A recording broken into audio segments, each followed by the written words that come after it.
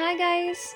Today's video, we are at a pretty cool place in Floresta City, Cruzeiro Public Square, most known as the City Gym.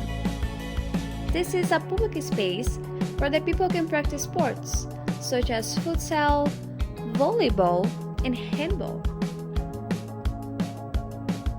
Also, there is a big place that is used for doing aerobic exercises, calisthenics, and skating.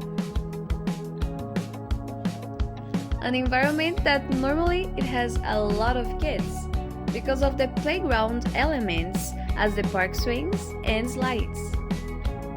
Here you can gather friends and have meetings all together.